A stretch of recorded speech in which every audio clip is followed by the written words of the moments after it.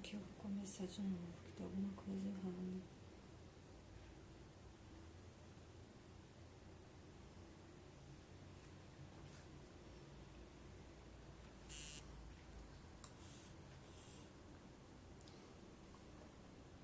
No Facebook já tem gente.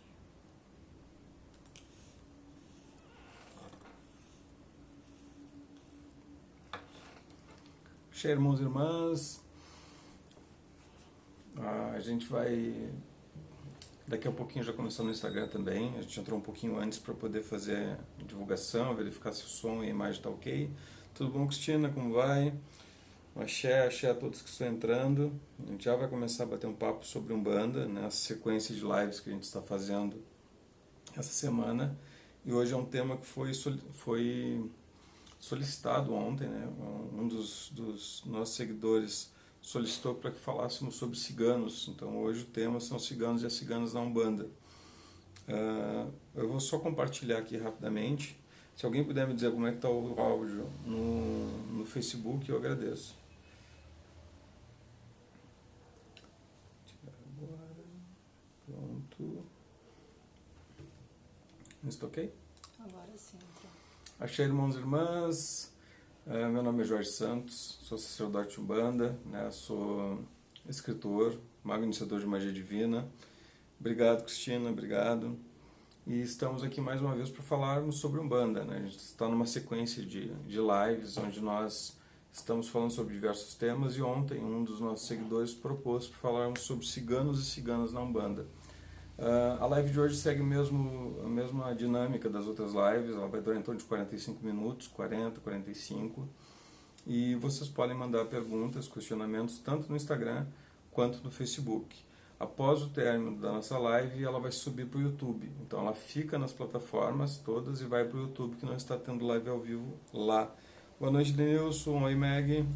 Instagram, áudio e imagem, como Como tá, é que tá pessoal? aí? Me fala, por favor. Bom, o Instituto Pemba ele é um terreiro de Umbanda e, obviamente, nós estamos numa pandemia e os terreiros estão fechados, né? Então não há como ter atendimentos presenciais e mesmo que hoje nós não estivéssemos numa pandemia, estamos em reforma ainda, né, para que a gente possa abrir. O Instituto Pemba ele tinha sua sede na cidade de Pelotas, Rio Grande do Sul, e ele veio para São Paulo, estamos aqui há um ano, mas infelizmente a gente chegou bem na pandemia, então não pudemos reabrir o terreiro. A casinha onde o Pemba vai ser, ela também precisava de bastante reforma, então nós estamos nessa função aí de reforma. O Instituto Pemba ele tem como uma de suas atividades o ensino, que é uma das suas missões, né? Então, além dos trabalhos mediúnicos, atendimento gratuitos que nós temos no terreiro, nós temos a nossa plataforma de ensino. Eu coloquei no primeiro comentário, né, que é institutopemba.com.br, onde lá vocês encontram vários temas, inclusive o tema de hoje. Então lá nós temos cursos de várias coisas, ciganos e ciganas, temos o curso de Teologia de Umbanda que está começando dia 7, nós temos curso sobre Exu, nós temos curso sobre Pombagira, Exu Mirim, né, Firmeza de Pombagira, nós temos cursos cursos gratuitos que são oferecidos, cursos que são pagos, todos com valor bastante em conta. Temos também o curso de Sexualidade na Umbanda, onde quem se inscreve nesse curso ganha o livro Sexualidade na Umbanda, que foi lançado por mim, e algumas pessoas estavam em dúvida como comprar esse livro. Eu sempre coloco o link nas lives, né, pelo menos no Facebook eu consigo colocar, mas nas nossas plataformas sempre tem o link de compra desse livro. Comprando o livro Sexualidade na Umbanda, vocês ajudam na reforma do Instituto Pemba. Então ajudam para que a gente comece logo essas atividades assim que acabar a pandemia. Bom, o tema de hoje, como eu falei, foi proposto, é ciganos e ciganas na Umbanda. Ele é um tema interessante, é um tema importante de ser falado, até mesmo porque nós temos, a Umbanda ela é muito repleta de diversidades, né? Então temos muitas formas de manifestar a Umbanda. Nós temos vários terreiros e cada terreiro segue um tipo de doutrina diferente. Então nós temos terreiros de Umbanda sagrada, que é a denominação que eu sigo, temos de Umbanda esotérica, Umbanda branca, Umbanda xamânica, né? Então tem Umbanda molocô, alma de Angola, então temos muitos tipos de Umbanda diferentes. E cada uma vai ter uma interpretação de como trabalhar com uma linha espiritual. Isso é compreensível, porque a Umbanda nos dá essa liberdade, né? Ela dá a liberdade para que a gente escolha a forma de trabalhar, ela dá liberdade para que a gente manifeste. Cada terreiro ele possui uma característica de ser celular, né? Então a Umbanda ela é celular, então ela não tem um papa, ela não tem alguém que determine as regras de como deve ser ou não deve ser. O que nós precisamos entender é que a Umbanda tem algumas regras muito básicas: amor, caridade, se utilizar do branco. Eu não estou falando de roupa branca somente, mas estou falando de se vestir de branco, né? Vestir-se de branco. Então ela tem poucas regras. Essas poucas regras, elas fazem com que a gente consiga ir ali tendo um trabalho muito parecido, independente da denominação. É óbvio que na parte teológica há diferenças de conhecimento. Quando eu me proponho a falar de um tema, e um tema como ciganos, que é um tema bastante polêmico, digamos assim, é para que a gente tente se esclarecer em algumas coisas, somente isso. A Umbanda ela deve ser pautada no bom senso, né? Nós não somos contrários àquele ensino, àquela prática, né? Aquele trabalho diário que acontecia no passado, onde se aprendia através do empirismo, através dos mais antigos, e nós achamos isso importante, e até hoje ainda é assim, e vai continuar sendo. Terreiros que têm por hábito de ter cursos, ter ensinamentos, eles não perdem o hábito de ter ensinamentos com o pé no chão dentro do seu terreiro. As pessoas imaginam que porque um aluno senta para aprender, ele não vai aprender ao pé de um guia. Isso não é a realidade. O que acontece é que nós falamos sobre coisas técnicas, que um umbandista precisa saber, conhecimentos que ele precisa ter para que ele possa compreender a religião que ele participa. Né? A gente teve temas muito variados, como, por exemplo, reencarnação, processo reencarnacionista, falamos sobre pretos velhos, né? Falamos sobre pombagira menina, falamos sobre alguns mistérios da esquerda. Mas quando a gente dá essas informações técnicas, elas não retiram a importância da prática. Até mesmo que um bandista que lê somente, ele é alguém vazio energeticamente, ele não consegue botar aquilo para fora. Ele precisa da prática, precisa do ensino. Quando falamos de linhas tão polêmicas como a linha de ciganos e ciganas, e por que polêmica? Porque ela é uma linha, assim como outras, algumas outras linhas, que faz com que o médium acabe exaltando um pouco alguns dos seus sentidos, algumas das suas qualidades e defeitos. Então a linha de ciganos, quando ela se manifesta, ela faz com que muitos dos médiums acabem se preenchendo de ego, né? Tornando-se mais vaidosos na hora da manifestação mediúnica. A vaidade ela não é um problema, né? Ela é um problema quando ela afeta o atendimento, ela afeta a estética do trabalho. E eu não estou falando de estética de beleza, né? Ela afeta a forma que nós manifestamos a caridade e o sagrado. É isso que a gente precisa entender. Então, quando falamos de linha de ciganos, ela possui algumas peculiaridades que são interessantes. Primeiramente, a linha de ciganos ela não se manifesta somente na Umbanda. Então, quando falamos de ciganos na Umbanda, é porque na Umbanda há regras muito específicas, né, de como cada uma das linhas deve trabalhar. Mas a linha de ciganos ela possui uma estrutura espiritual, como todas. Nós não temos somente caboclos na Umbanda, existem caboclos em várias religiões e elas trabalham de forma diferente. É porque o caboclo é diferente? Não. É porque a estrutura de trabalho, as hierarquias que correspondem a uma religião são diferentes. Então, se nós pegarmos, por exemplo, um caboclo do Catimbó, ele vai ser diferente da manifestação de caboclo na Umbanda. Se nós pegarmos um caboclo no Terecô, ele vai ser muito mais indígena, digamos assim, do que o da Umbanda. Não porque o da Umbanda não seja, mas porque ele possui um perfil e uma manifestação com uma função diferente da Terecô. É melhor ou pior? Não. Ela vai se ajustar à qualidade, ela vai se ajustar à qualidade e vai se ajustar à forma de cada um de nós manifestarmos a nossa religiosidade. Então, a linha de ciganos também acontece isso. Quando nós falamos de cigano na Umbanda, nós temos uma outra manifestação que são as tradicionais conhecidas tissaras. Muitas pessoas dentro da Umbanda chamam suas giras de ciganos de tissaras. Há algum erro nisso? Não, não há erro nenhum. Nós podemos chamar a nossa gira de ciganos de tissara, mas ela não é uma tissara. A tissara é uma manifestação cigana que algumas pessoas se utilizam e copiaram esse nome para as suas festas ciganas espirituais.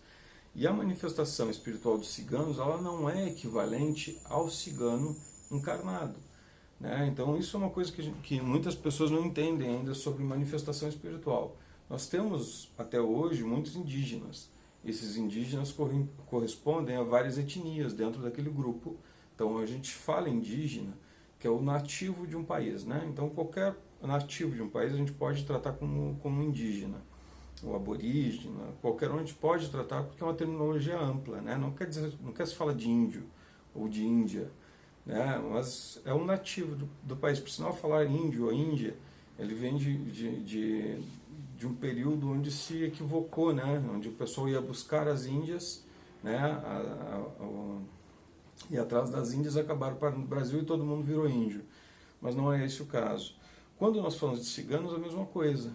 Se nós observarmos o povo cigano encarnado, ele é muito diferente do povo espiritual.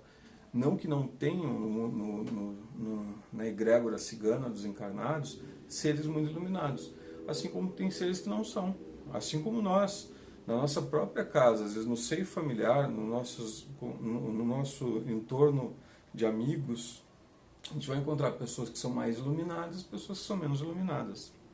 Isso acontece sempre.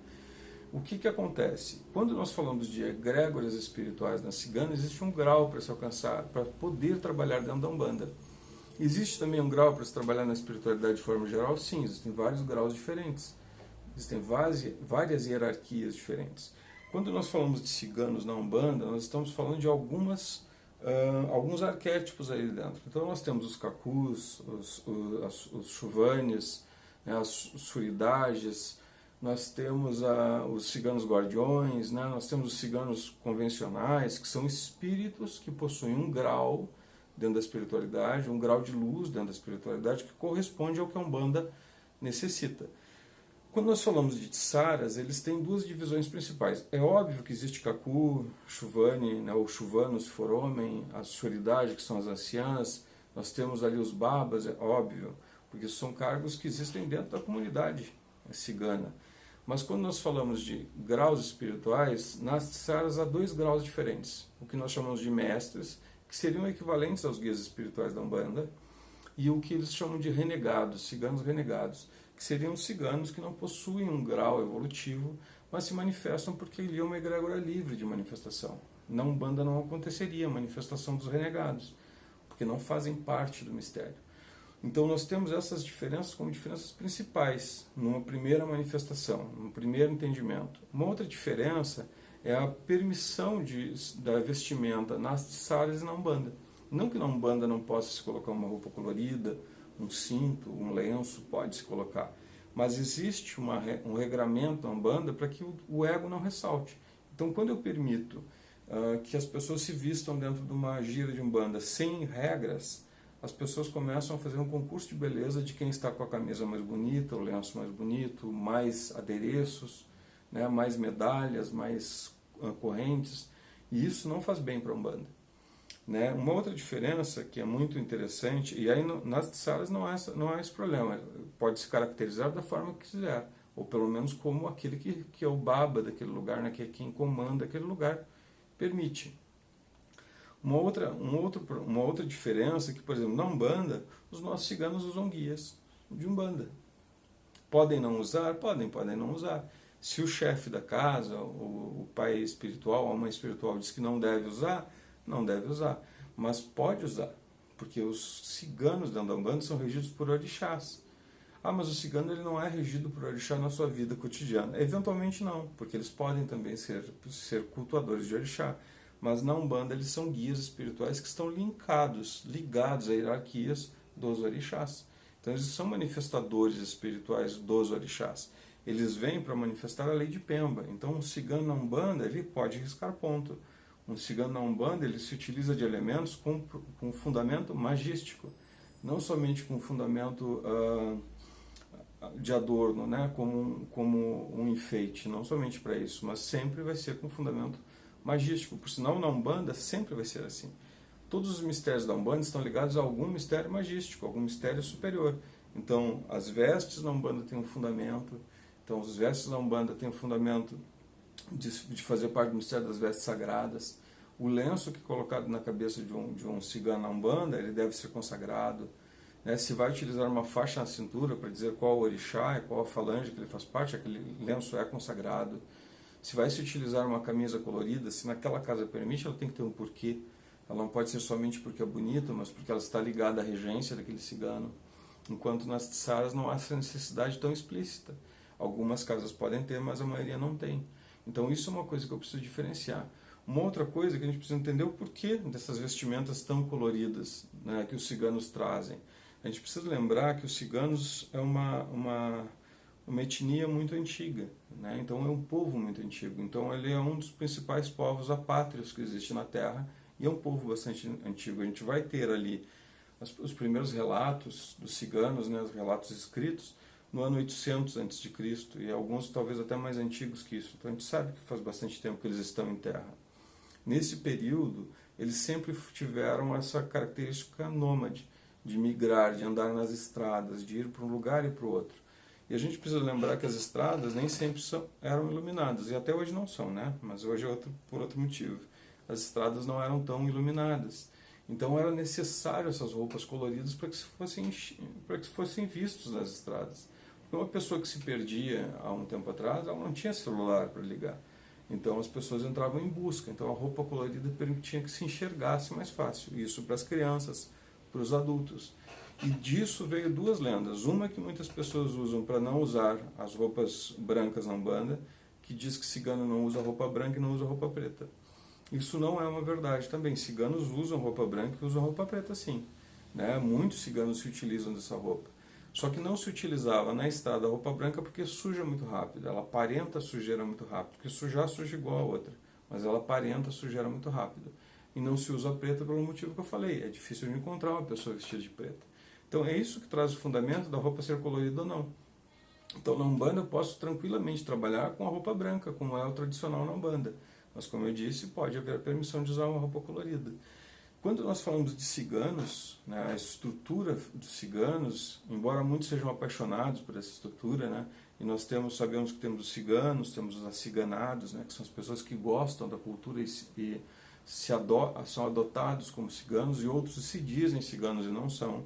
Isso é uma coisa que a gente encontra muito, né, de pessoas que se dizem ciganos para poder jogar cartas, ler bolas de cristal, se utilizar dos oráculos para cobrar, e na realidade não são ciganos, né, são somente cópias de ciganos. Mas a comunidade cigana ela não tem uma postura que seja condizente necessariamente sempre com a Umbanda. Então nós vamos encontrar um machismo muito grande no povo cigano. Nós sabemos que os casamentos ciganos sempre são recheados ali de traumas que acontecem para as mulheres. A gente sabe que uma mulher não pode casar se não for virgem. Então, toda uma série de coisas que está relacionado a uma estrutura dos ciganos. Eu não estou julgando aqui se é certo ou errado, embora o machismo seja sempre errado, mas é a parte cultural deles. Então, quando se fala em casamento cigano, por exemplo, que é uma coisa que se trouxe do mundo cigano, na Umbanda não existe casamento cigano. Nas tissaras eles fazem uma cópia de um casamento cigano. Por que na Umbanda não existe casamento cigano? Porque não existe casamento de preto velho, não existe casamento de caboclo, não existe casamento de malandro. Existe o casamento da Umbanda, que pode sim ter um tema de cigano, que pode sim ter um tema de caboclo, que pode sim ter um tema de preto velho. Nas tissaras eles seguem outras regras, e essas regras nem nos interessam muito, somente para saber que são diferentes de nós. A linha de ciganos me lembra muito a Umbanda, né, os Exus da Umbanda e a Quimbanda. São coisas totalmente diferentes, possuem regras diferentes, manifestações espirituais diferentes. Mesmo que nós tenhamos nomes iguais, não são os mesmos guias. Eles fazem parte de hierarquias parecidas, mas não são os mesmos guias. Então, o mesmo acontece com os ciganos. Se nós falamos do cigano Vladimir, por exemplo, ele é um cigano Vladimir, ele é um nome. Na Umbanda possui uma falange de ciganos Vladimir e na Tissara também, né? Mas não são o mesmo espírito. Pode até ser. Nós tivemos um médium bandista que estava lá na Tissara e ele vem para a Umbanda, pode até ser o mesmo guia. Mas esse guia só se manifesta na Umbanda se ele tiver o grau para se manifestar na Umbanda. A Umbanda, ela, embora pareça uma religião muito ampla, ela é recheada de regras, de formas de se trabalhar. Bom, pessoal, como eu disse, vocês têm total liberdade de fazer questionamentos, perguntas, a hora que vocês quiserem começar a fazer. Eu ainda tenho coisas para falar. A linha de ciganos é uma linha muito rica. O nosso curso da plataforma são 4 horas de aula, né? Eu ensino a fazer firmezas, falo muito sobre história cigana. Então é um curso bem legal. Deixa eu dar um oi aqui. Oi, Eliana, tudo bom? Rita, Larinha, Pai Milton, Meg, sejam todos muito bem-vindos à nossa live. Alguma pergunta no Insta? Pessoal, uma outra coisa que nós temos de confusão na Umbanda, quando falamos de linha de ciganos, é sobre a regência dos nossos ciganos na Umbanda. Se instituiu de alguma forma, e a gente precisa lembrar como é que surge os ciganos na Umbanda antes de falar sobre isso? Quando falamos de cigano, ele é uma linha que vai surgir lá na década de 30, 40, né? Então ela vai surgir já há bastante tempo na Umbanda. E quando ela se manifesta nos primeiros momentos, ela não era considerada uma linha de trabalho. E é por isso que é uma confusão muito grande dizer que os ciganos são da linha do Oriente. Muitas pessoas até hoje falam, vamos passar a linha do Oriente, quando vê a manifestação de ciganos. Ciganos é uma linha individual. A linha de Oriente é uma outra linha.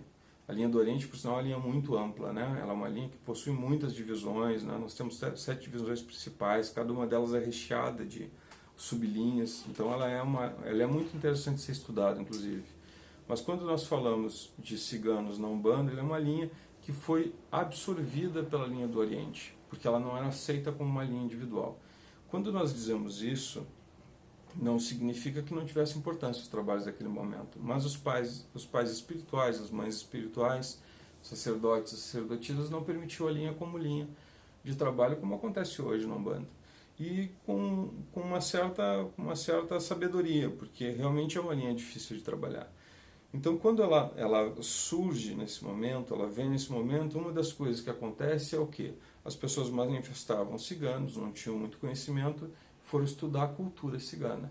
Então se sabe que os ciganos, eles saem eles são expatriados da Índia, eles saem dali da Índia, por isso que a língua deles lembra muito a língua cristalina, a língua hindu, né, o sânscrito, alguma coisa das formas dele falar, né, do romani, né, do calon, lembra muito essas línguas mais antigas, mas quando eles migram, eles acabam indo para várias regiões, principalmente a Europa, e ali eles acabam absorvendo muito da cultura local. E o povo cigano ele tem muito disso. Quando ele chega numa região, ele acaba absorvendo o campo religioso daquelas pessoas, para que eles sejam aceitos. Né? A gente precisa lembrar que se os ciganos chegassem cultuando divindades muito diferentes, talvez não fossem bem aceitas.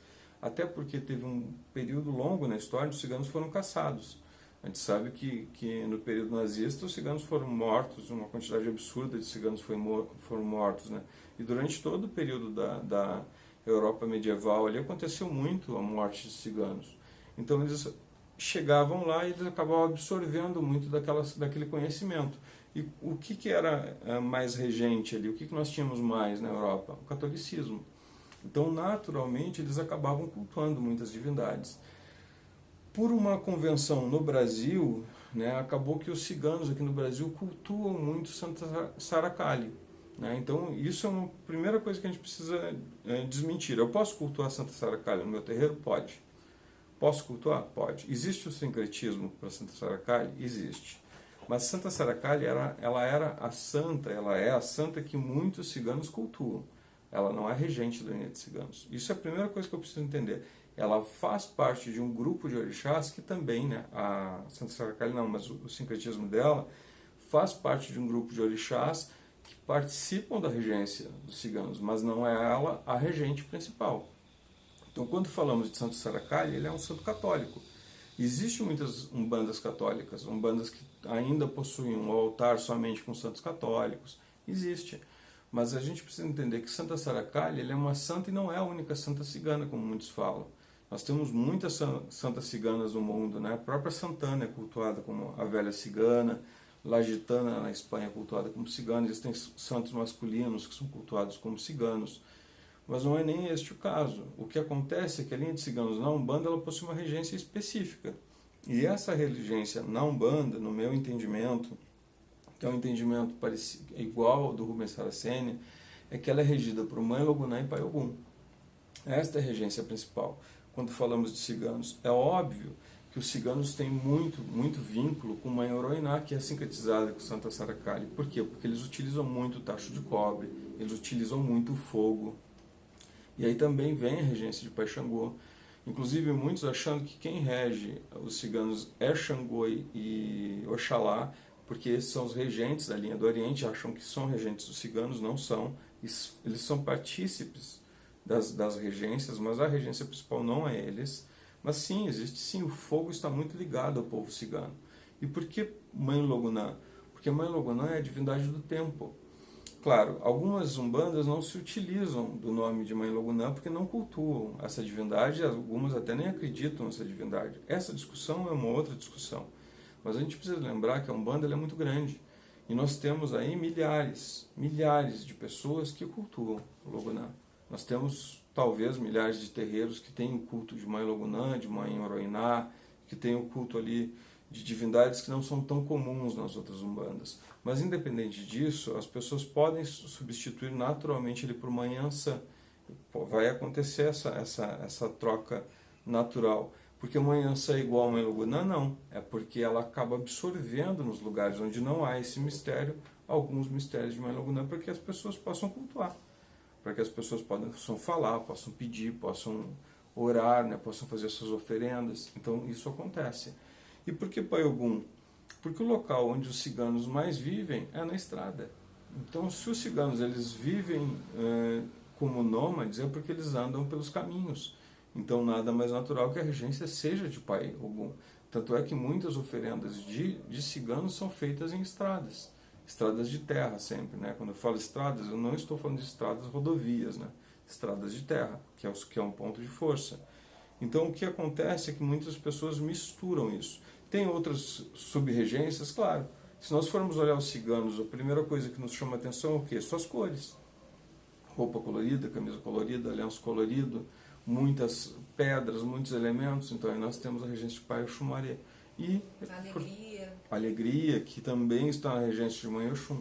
Então, nós temos muito, sim, essas características.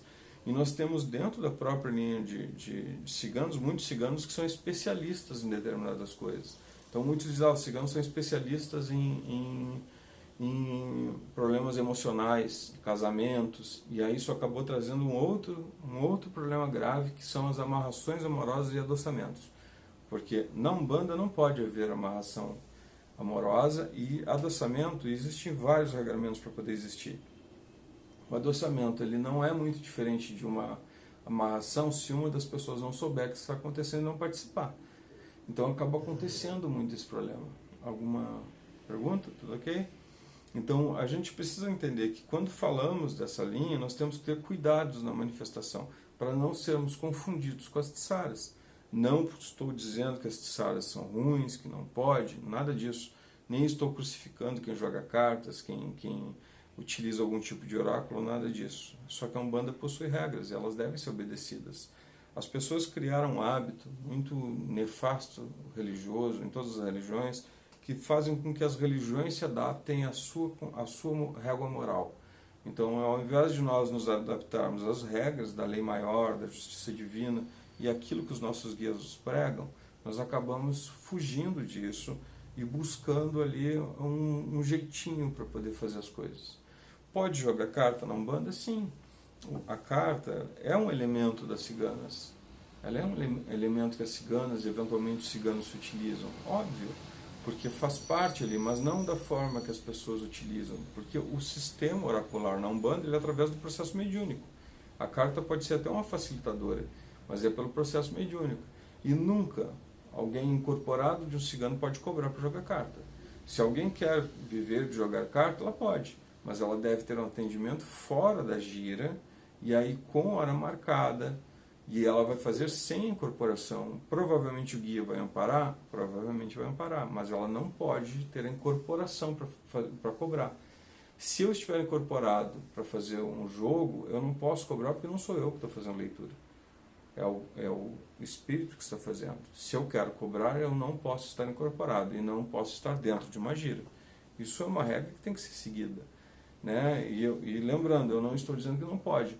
Eu conheço um cigano que lê bolas de cristal. Pode? Claro que pode. Mas uma bola de cristal, essas bolas de cristal mais ou menos desse tamanho, pequenininha, é 10, 15 mil reais. Realmente alguém está lendo uma bola de cristal? Alguém está lendo uma bola de cristal verdadeira ou está lendo uma esfera de vidro e enganando o outro? Então isso foge do que é a Umbanda. A Umbanda ela possui regras. E uma delas é a ética, né? Então é seguir os caminhos de Pai Ogum e Mãe Ansã. Então eu preciso ter muito cuidado quando eu vou manifestar. Mas eu posso utilizar o baralho para fazer uma firmeza, para colocar numa oferenda, para ativar uma magia.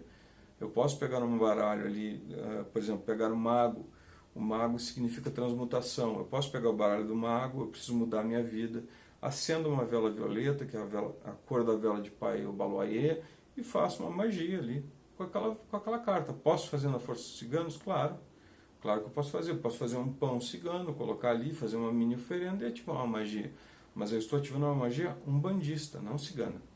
Ela é na força dos ciganos que fazem parte da Umbanda. Então isso é uma das coisas que talvez seja mais difícil de nós entendermos na manifestação dos ciganos. Pessoal, eu sei que vocês estão bem quietinhos hoje, tá?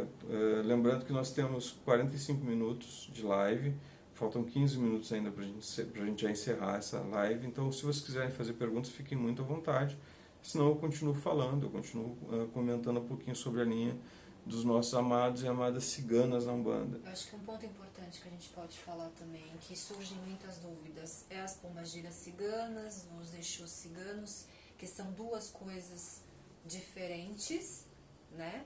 E um ponto importante que o Jorge levantou sobre o cobrar durante o atendimento, o que não pode acontecer também é o médium sempre mandar o consulente marcar uma consulta e essa consulta ser sempre paga. Não sei se vocês conseguiram entender. Não, mas eu vou, se não conseguir, eu vou esmiuçar isso agora. A mãe Natália falou um negócio muito importante que acontece nos terreiros. Nós, umbandistas, temos por natureza uma facilidade a sermos universalistas, né? Então é comum nós vermos umbandistas que têm outra religião, que são esotéricos, que fazem magia, né? Que fazem ali, que gostam de ativações, de oráculos. Isso não é proibido.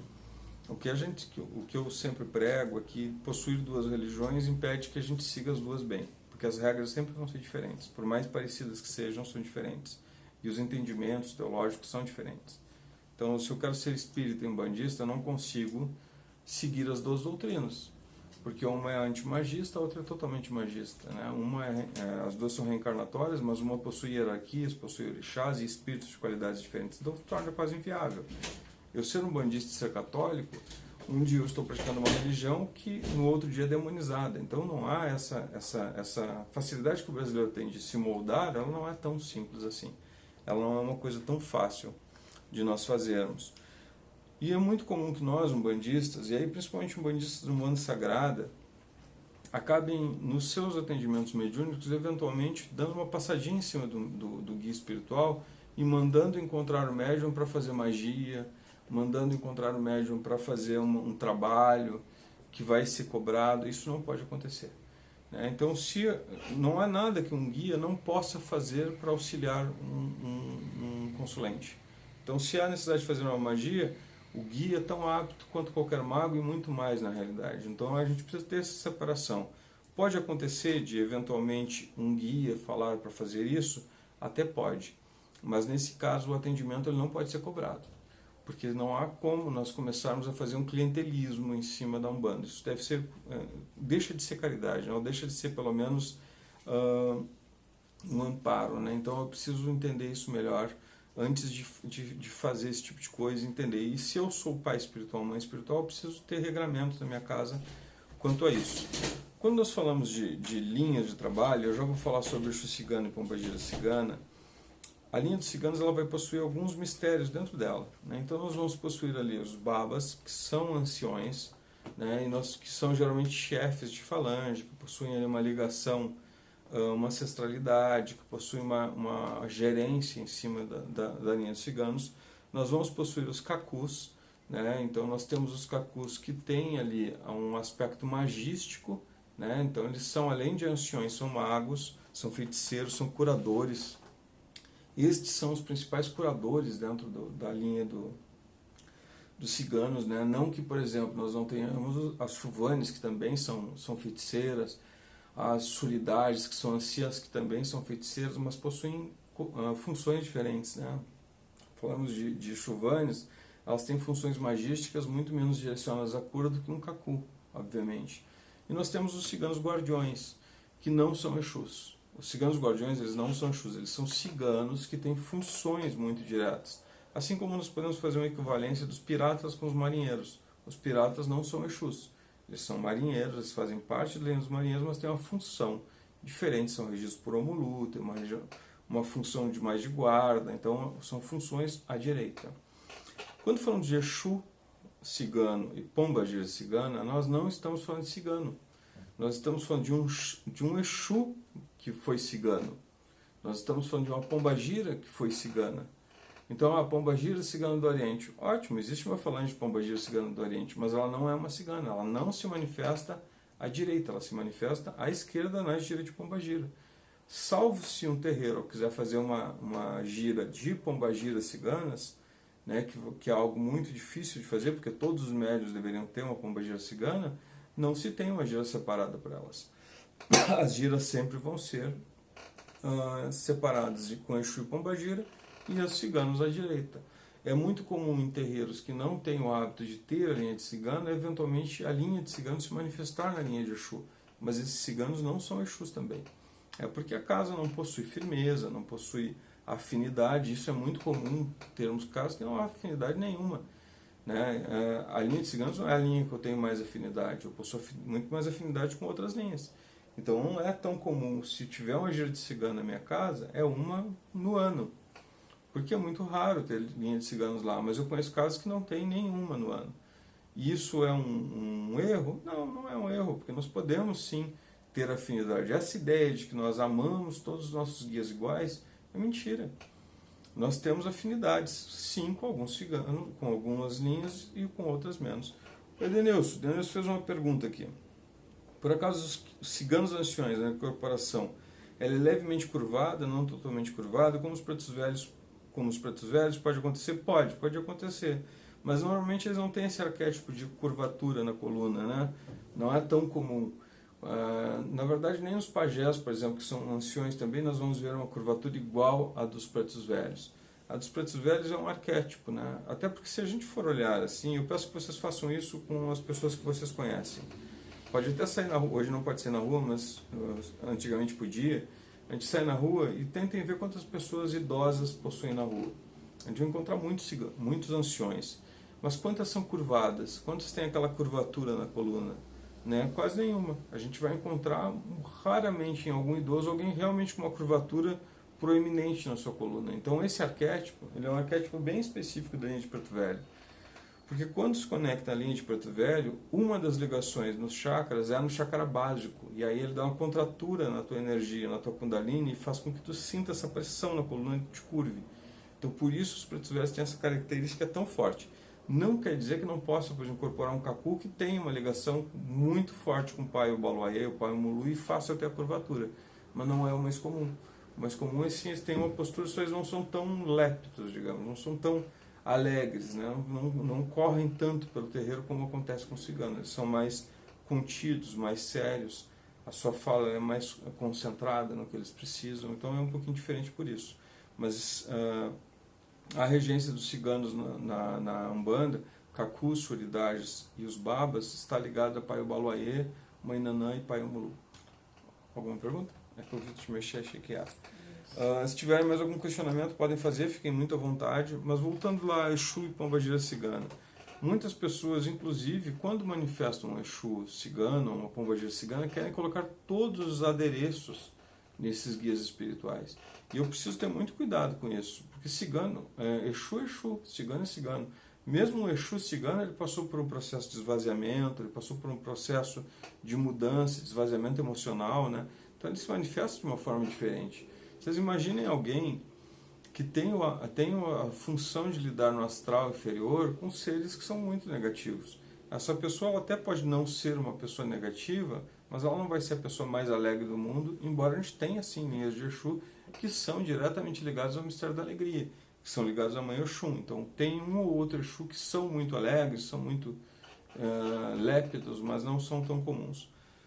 Denilson, o que aconteceu numa casa que participei há muito tempo atrás, foi antecipado que seria uma linha de ciganos diferente, também nunca mais aconteceu. Então, Denilson, as incorporações, elas são um processo anímico mediúnico, né? O termo correto para incorporação é processo anímico mediúnico. E por que ele é anímico mediúnico? Principalmente nos tempos de agora, porque o processo de conexão do guia acontece, mas quem anima o corpo ainda somos nós. Então a parte de animismo ela é comum. O que não pode haver é misticismo na Umbanda. O animismo ele faz parte do processo mediúnico. Então a maioria das pessoas tem uma conexão muito limitada com o seu guia espiritual. Então se eu incorporo muito pouco um cigano, eu vou ter uma conexão muito limitada com ele. E aí eventualmente pode sim se chamar uma linha de anciões, e se o sacerdote da casa incorpora com uma curvatura na coluna, de uma certa forma, é natural que os médiuns acabem copiando de alguma forma aquela ação. A gente vai perceber, por exemplo, uma gira de caboclo, que se as pessoas incorporam de um jeito, a gente vai ver uma similaridade na forma de incorporar, na forma de cumprimentar, na forma dos caboclos falarem, né? Então a gente vai ver. Por quê? Porque por mais que nós tenhamos uma incorporação de boa qualidade, aqueles que nos ensinaram fazem com que a gente tenha algumas peculiaridades. Isso acontece com o Preto Velho, com o Exu. Em Exu a gente vê muito isso. Vai numa casa onde há estudo, o sacerdote da casa é alguém equilibrado, possui um Exu que tem ali uma forma de se manifestar, todos os Exus são daquele jeito. Vai numa casa onde o Exu chega rosnando, o Exu da casa chega xingando, falando palavrão, vai se refletir em toda a corrente. Isso é natural. Uma casa onde pombagiras, isso acontece muito. Pombagira, Exu e cigano, isso acontece muito. Né? Então tu pega ali uma casa onde a pombagira da casa ela se vista de forma sensual, com aqueles vestidos que parecem uns balões, com umas roupas cheias de babado, chapeuzinho com véuzinho no rosto, tudo que a pombagira é daquele jeito. Vai numa casa onde o foco seja o trabalho, seja a manifestação espiritual, existe o regramento, todas são daquele jeito. Então a chefia da casa, a chefia encarnada da casa, o pai ou a mãe espiritual, vai ter muita influência na forma de se manifestar. A gente tem mais 5 minutinhos. Quer dar algum recado, mãe Natália? Então, lembrando, pessoal, que nós temos uma plataforma, institutopea.com.br, e nós vamos começar, acompanha essa semana, a mãe Natália está colocando na internet, a gente vai fazer um vídeo explicando, né? Estamos colocando, eu vou responder, Patrícia, para ti antes de encerrar, tá, Patrícia? Nós estamos colocando uma bolsa de estudos para pessoas com renda baixa, para mães solos e pessoas que estão desempregadas. Então acompanhe na nossa rede social que vocês vão ver, é uma promoção bem legal, existe um limite. É uma seleção de bolsas, a gente não está dando. Existe um limite de bolsas e nós vamos selecionar pessoas que têm necessidade e realmente querem estudar. Então acompanhe aí. Deixa eu só ler aqui o que a Patrícia colocou. E a função dos tarôs é próxima da linha de ciganos, mas já vi Exus utilizando cartas durante a consulta, como se esse processo acontece. Isso é característica ensinada ou o próprio guia traz consigo essa habilidade? Patrícia, eu falei há pouco sobre isso. O jogo de cartas, o processo oracular na Umbanda ele é através do processo mediúnico. Então, obviamente, que a carta ela é um facilitador do processo oracular. Mas ela pode ser utilizada, mas não é o mais comum. Normalmente o médium que faz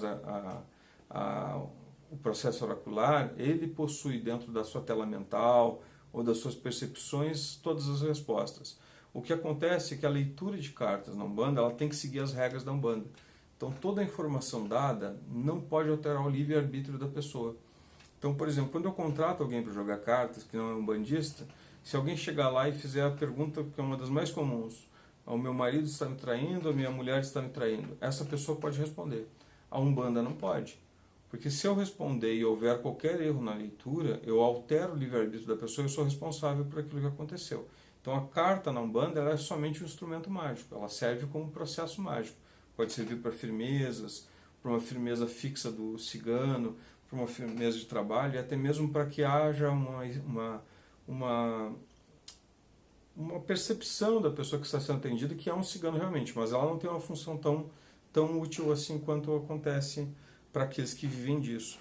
O dom da leitura de cartas é da linha de ciganos ou pode ser dado a qualquer outro orixá ou linha?